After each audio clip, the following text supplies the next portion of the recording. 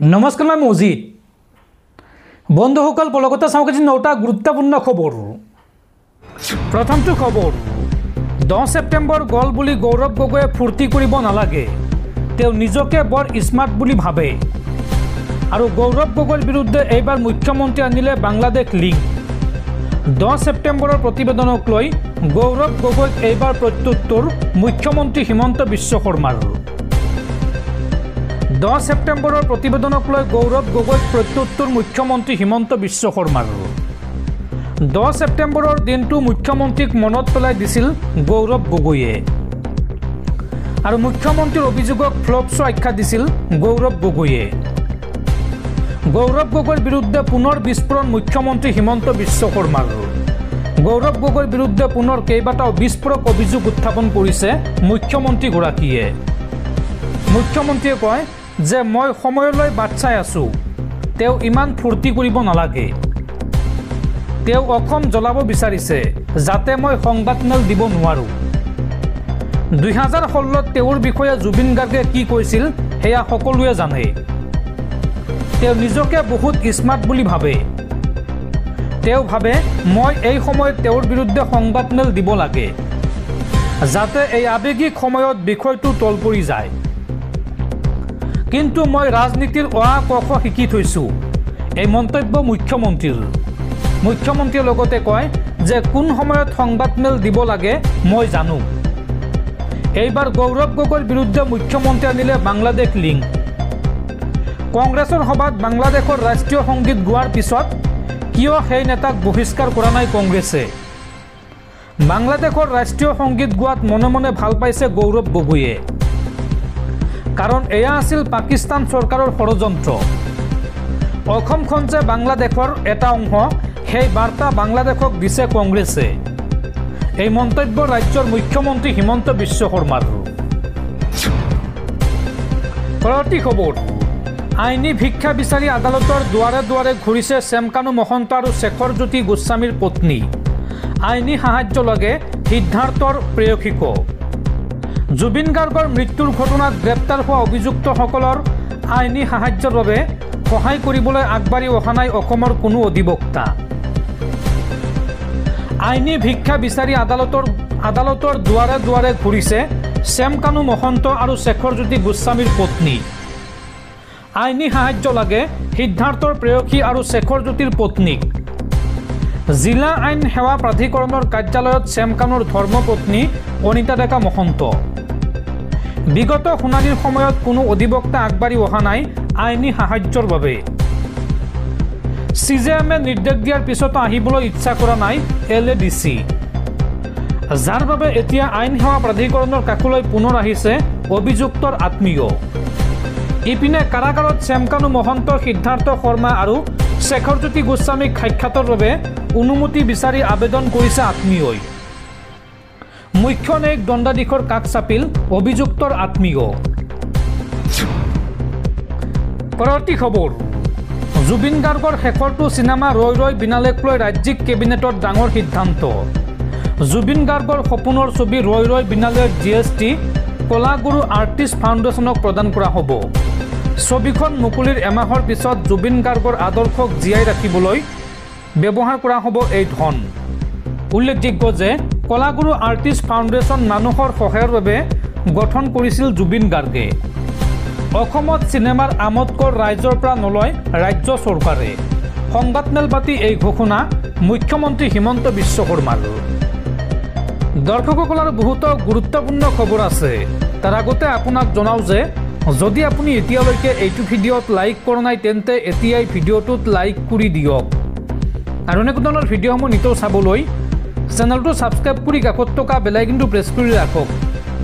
পৰৱৰ্তী খবৰ ৰাজ্যৰ 2068খন ৰাস সমিতিলৈ প্ৰদান কৰা হ'ব 25,000কৈ টকাৰ আৰ্থিক অনুদান।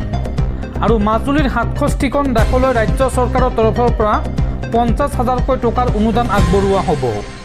ৰাজ্যিক কেবিনেট বৈঠকৰ অন্তত এই গুৰুত্বপূৰ্ণ ঘোষণা মুখ্যমন্ত্ৰী হিমন্ত বিশ্ব শৰ্মাৰ। পৰৱৰ্তী খবৰ প্ৰধানমন্ত্ৰী মোদীক পুনৰ খুৰদাৰ সমালোচনা কংগ্ৰেছ নেতা ৰাহুল গান্ধীৰ। ৰাহুল গান্ধীয়ে কয় যে আপুনি যদি নাচিবলৈ কয় ভোটৰ বাবে প্ৰধানমন্ত্ৰী মোদীয়ে নাচিও দেখুৱাব। বিহাৰৰ মুজাফ্ফৰপুৰত নিৰ্বাচনী প্ৰচাৰ চলাই এই মন্তব্য কংগ্ৰেছ নেতা ৰাহুল গান্ধীৰ।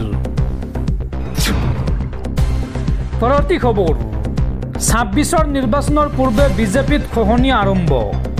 সাহসীয় দল বিজেপিক এইবাৰ আঘাত মিত্ৰ দল অগপৰ। বিজেপিৰ কাণ্ডত অতিষ্ঠ হয় শ পুৰণি বিজেপি কৰ্মীয়ে ত্যাগ কৰিলে বিজেপি দল। ৭ শতাধিক বিজেপি কৰ্মীৰ অগপত যোগদান। বিজেপিৰ কাণ্ডত অতিষ্ঠ হয় শ পুৰণি কৰ্মীয়ে ত্যাগ কৰিলে দল। ৭ শতাধিক বিজেপি কৰ্মীৰ অগপত যোগদান। ৰঙানদী সমষ্টিত অগপ দলৰ বৃহৎ যোগদান কাৰ্যসূচী। সাহসীয় দল বিজেপিক মিত্ৰ দল অগপই সানিলে মক্ষম আঘাত। বিজেপিৰ বাবে বিজেপি দল ত্যাগ কৰা বুলি মন্তব্য একাংশৰ। বিজেপিৰ কাণ্ডত অতিষ্ঠ হৈ শ পুৰণি কৰ্মীয়ে ত্যাগ কৰিলে দল। ৭ শতাধিক বিজেপি কৰ্মীৰ অগপত যোগদান। পৰৱৰ্তী খবৰ, ৫০ বিঘাকৈ দিয়া হ'ব মাটিৰ পট্টা। মাটি বাৰীক লৈ পুনৰ ডাঙৰ ঘোষণা মুখ্যমন্ত্ৰী হিমন্ত বিশ্ব শৰ্মাৰ। অসমৰ গাঁও অঞ্চলত ৫০ বিঘালৈকে দিয়া হ'ব মাটি। মৰাণ মটকলৈ গ্ৰাম্য অঞ্চলত ৫০ বিঘা মাটিৰ পট্টা প্ৰদানত অনুমোদন ৰাজ্যিক কেবিনেটৰ। বসুন্ধৰা আঁচনিৰ অধীনত দিয়া হ'ব এই মাটিৰ পট্টা। কেবিনেট বৈঠকৰ অন্তত এই ঘোষণা মুখ্যমন্ত্ৰী হিমন্ত বিশ্ব শৰ্মাৰ। পৰৱৰ্তী খবৰ, লালু প্ৰসাদে বিচাৰে তেওঁৰ পুত্ৰ মুখ্যমন্ত্ৰী হওক। সোনিয়া গান্ধীয়ে বিচাৰে তেওঁৰ পুত্ৰ প্ৰধানমন্ত্ৰী হওক। পৰিয়ালবাদে তেওঁলোকৰ ৰাজনীতিৰ আদি আৰু অন্ত। বিহাৰৰ মিথিলাত নিৰ্বাচনী প্ৰচাৰ চলাই এই মন্তব্য কেন্দ্ৰীয় গৃহমন্ত্ৰী অমিত শ্বাহৰ। পৰৱৰ্তী খবৰ, কংগ্ৰেছৰ সভাত বাংলাদেশৰ জাতীয় সংগীত পৰিৱেশন। এই সন্দৰ্ভত ৰাষ্ট্ৰদ্ৰোহৰ গোচৰ ৰুজু কৰাৰ নিৰ্দেশ মুখ্যমন্ত্ৰী হিমন্ত বিশ্ব শৰ্মাৰ। উল্লেখযোগ্য যে শ্ৰীভূমিৰ কংগ্ৰেছৰ সভাত পৰিৱেশন হৈছিল বাংলাদেশৰ জাতীয় সংগীত আৰু ইয়াক লৈ ৰাজ্যজুৰি সৃষ্টি হৈছিল তীব্ৰ প্ৰতিক্ৰিয়া। আৰু এই সন্দৰ্ভত এইবাৰ ৰাষ্ট্ৰদ্ৰোহৰ গোচৰ ৰুজু কৰাৰ নিৰ্দেশ দিছে মুখ্যমন্ত্ৰী হিমন্ত বিশ্ব শৰ্মাই। পৰৱৰ্তী খবৰ, ৰাজ্যৰ লাখ লাখ চৰকাৰী কৰ্মচাৰীলৈ ভাল খবৰ। ৰাজ্যত শীঘ্ৰেই গঠন কৰা হ'ব দৰমহা আয়োগ। কেন্দ্ৰীয় চৰকাৰৰ সমানে অসমত গঠন হ'ব দৰমহা আয়োগ। দৰমহা আয়োগ গঠনক লৈ 15 দিনৰ ভিতৰত মুখ্যমন্ত্ৰীয়ে বিচাৰিলে পৰামৰ্শ। পৰৱৰ্তী খবৰ, দেশৰ কোটি কোটি কৃষকলৈ ভাল খবৰ।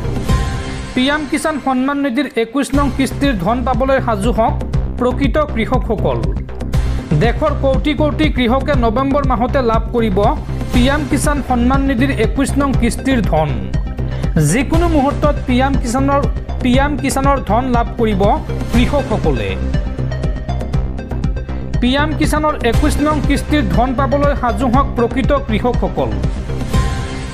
দেশৰ কোটি কোটি কৃষকে নৱেম্বৰ মাহতে লাভ কৰিব 21 নং কিস্তিৰ ধন। যিকোনো মুহূৰ্তত PM কিষাণৰ ধন লাভ কৰিব প্ৰকৃত কৃষকসকলে। আৰু এইবাৰ নতুন নিয়মেৰে দেশৰ কৃষকৰ একাউণ্টত জমা হ'ব ধন। আজিয়াই কৰি লওক KYC আপডেট। KYC আপডেট নকৰিলে লাভ নকৰিব PM কিষাণৰ ধন।